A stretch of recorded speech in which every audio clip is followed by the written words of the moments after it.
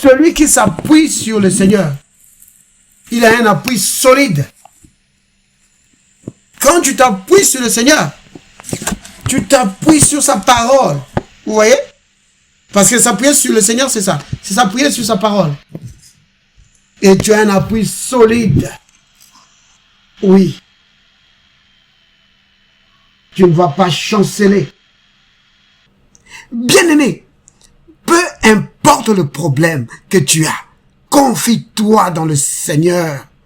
Oui, les Écritures disent dans le psaume 9 au verset 10 que ceux qui connaissent ton nom se confient en toi, car tu n'abandonnes pas ceux qui te cherchent, ô Éternel. Oui, ceux qui le connaissent, ceux qui connaissent qui il est, se confient en lui. David, il se confie dans le Seigneur. Dans 1 Samuel, chapitre 30, au verset 6, David s'est confié dans le Seigneur, alors que le camp avait été attaqué, et que ses propres hommes se sont retournés contre lui, voulant le lapider. La Bible dit que David s'est appuyé sur le Seigneur, et il a repris du courage. Oui, parce que ceux qui se confient en l'Éternel renouvellent leur force.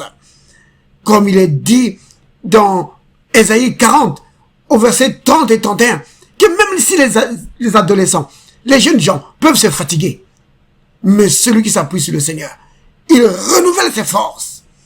Alléluia. Oh, il est vraiment important de nous confier vraiment dans le Seigneur.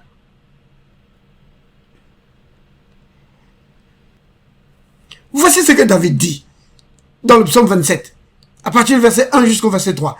Il dit, « L'Éternel est ma lumière et mon salut. De qui aurais-je crainte? L'Éternel est le soutien de ma vie. De qui aurais-je peur? Quand des méchants s'avancent contre moi pour dévorer ma chair, ce sont mes persécuteurs et mes ennemis qui chancellent et tombent. » Vous voyez? Parce qu'il s'est appuyé sur le Seigneur. Il s'appuyait. Parce que regardez, qu'est-ce qu'il dit ici? Il dit que l'Éternel, c'est lui qui est ma lumière et mon salut. De qui aurais-je crainte? L'Éternel est quoi? Il est le soutien de ma vie. C'est-à-dire que l'Éternel est mon appui. Je m'appuie sur l'Éternel. Alléluia. Alors, de qui aurais-je peur?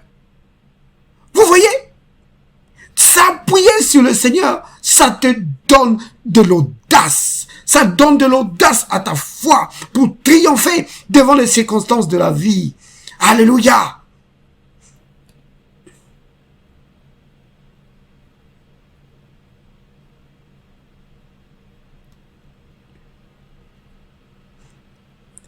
Voici ce que l'apôtre Paul dit dans le livre de Philippiens chapitre 4 au verset 6. Il dit, ne vous inquiétez de rien. Oui. Mais en toutes choses, dans toutes les situations, faites connaître tes besoins à Dieu. Faites connaître vos besoins à Dieu par des prières et des supplications avec des actions de grâce. Ça veut dire quoi ça? Ça veut dire que peu importe les situations, bannis la crainte, bannis l'inquiétude, mais confie-toi dans le Seigneur. Donc, faire connaître tes besoins à Dieu, ça veut dire que tu te confies en lui. Tu mets ta confiance en lui, que lui va te faire sortir de cette situation. Voici un autre passage qui lui est semblable. Ça, c'est l'apôtre Pierre, dans 1 Pierre chapitre 5, au verset 6 et 7. L'apôtre Pierre dit, « Humiliez-vous donc sous la puissante main de Dieu, afin qu'il vous élève au temps convenable. Et déchargez-vous sur lui de tous vos soucis. » Pourquoi? Parce que lui-même, le Seigneur, prend soin de vous. Vous voyez? Pourquoi il faut s'appuyer sur lui? Parce que c'est dans son cœur. C'est vraiment en lui. De nous prendre soin de nous. Oui. C'est en lui. C'est dans son cœur.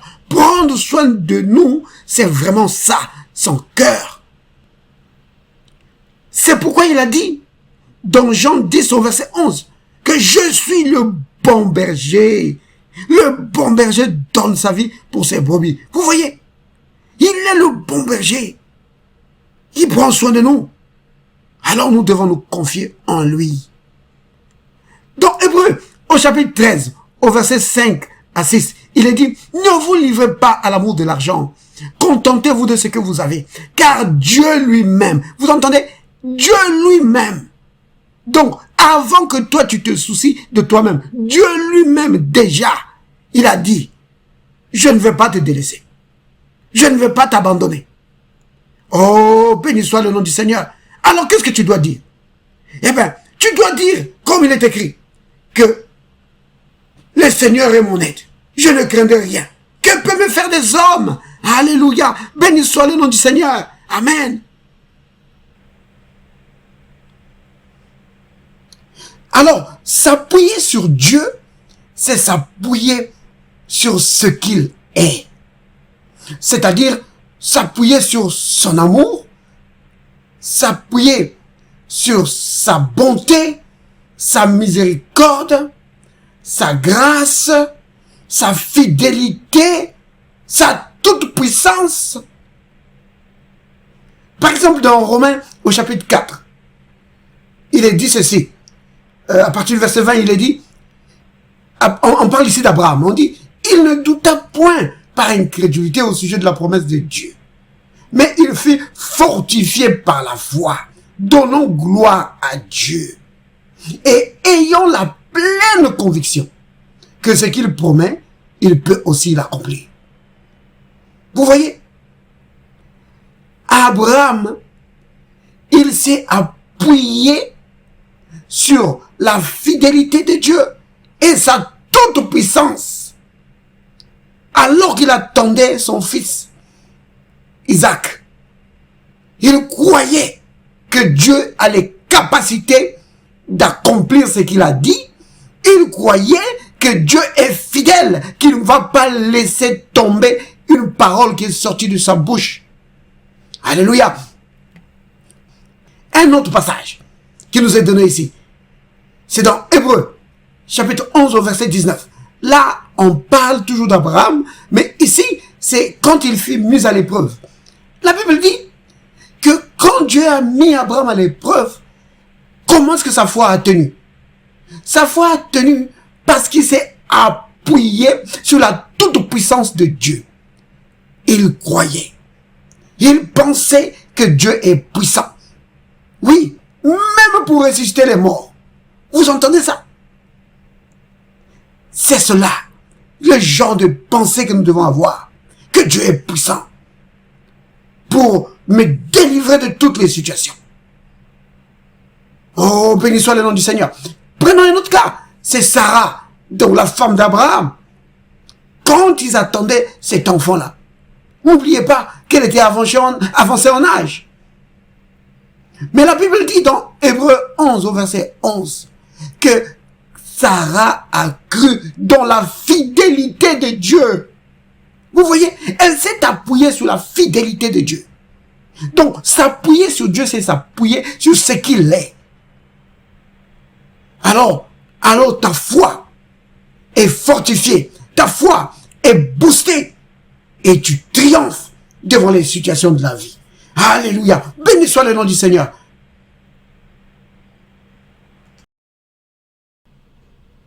Alors, bien-aimé, d'une manière pratique, comment doit-on s'appuyer sur le Seigneur?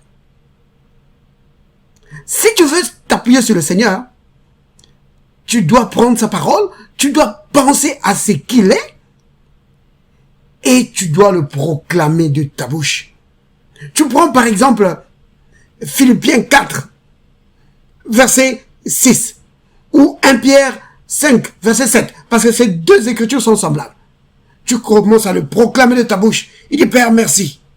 Parce que toi-même, tu te soucies de moi. Toi-même, tu prends soin de moi. Merci, Père. Je ne manquerai de rien. Tu vois? Tu prends par exemple Jean, chapitre 10, au verset 11. Là où le Christ dit que je suis le bon berger. Le bon berger donne sa vie pour ses brebis. Tu dis, oh bon berger, tu as donné ta vie pour moi. Merci mon Seigneur. C'est pourquoi la maladie n'a pas de place dans ma vie. Maladie, je brise ton pouvoir sur ma vie. Au nom de Jésus. Vous voyez? C'est comme ça. Oh, béni soit le nom du Seigneur. Amen. Vous savez, la Bible dit dans Hébreux 1, au verset 3, la Bible dit dans Hébreux 1, au verset 3, que Dieu soutient toutes choses par sa parole puissante. Ça veut dire quoi ça? Oui, merci d'avoir affiché ça. Donc, on parle du Fils, hein, parce qu'au verset 2, on parle du Fils de Dieu. Alors, au verset 2 de Hébreux 1, on dit, Dieu, dans ces derniers jours, nous a parlé par le Fils, qu'il a établi héritier de toutes choses, par lequel aussi, il a créé le monde. Donc, le Fils est héritier de toutes choses. Et c'est par le Fils que Dieu a créé toutes choses. Verset 3. Et qui, étant le reflet de sa gloire, le Fils est le reflet de la gloire du Père. Donc, si tu veux voir la gloire du Père, tu peux voir ça dans le Fils. C'est-à-dire que le Père lui-même, dans sa gloire, l'homme ne peut pas regarder la gloire de Dieu comme ça et vivre. Il ne peut pas.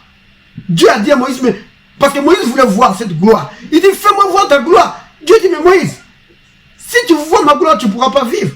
Tu vas mourir. Ton corps ne pourra pas supporter ça. Alors, Dieu il s'est fait un corps par lequel nous pouvons le voir sans mourir. Vous comprenez? Oui. Jésus, il est la gloire, la manifestation de la gloire de Dieu. Tu peux contempler la gloire de Dieu au travers de Jésus. Vous voyez? Maintenant, le Fils, il est l'empreinte de la personne de Dieu. Et Dieu soutient toutes choses par sa parole puissante. Vous voyez? Donc, toute chose est soutenue par la parole puissante de Dieu. Ça veut dire que si le monde est le monde aujourd'hui, donc quand je parle du monde, je parle donc du cosmos, de l'univers. Donc de la Terre, des planètes et de tout l'univers. Si ça existe aujourd'hui et que ça tient aujourd'hui, les scientifiques disent que c'est depuis des millions et des millions d'années. Si ça tient aujourd'hui, c'est grâce à la parole de Dieu. Oh, les scientifiques pourront dire que non, c'est à cause des lois. Oui, il y a des lois derrière tout ça. Dieu a mis des lois. Mais ces choses ne viennent pas du hasard.